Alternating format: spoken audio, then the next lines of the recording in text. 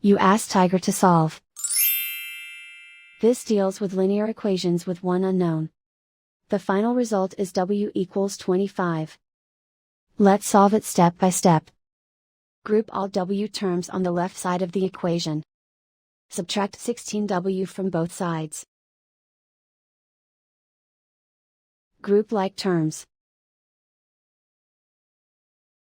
Simplify the arithmetic. Group like terms. Simplify the arithmetic. Group all constants on the right side of the equation.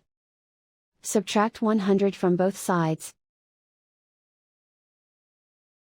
Simplify the arithmetic.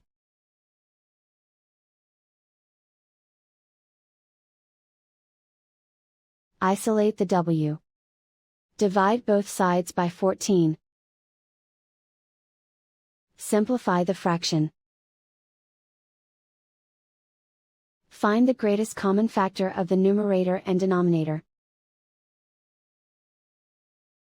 Factor out and cancel the greatest common factor.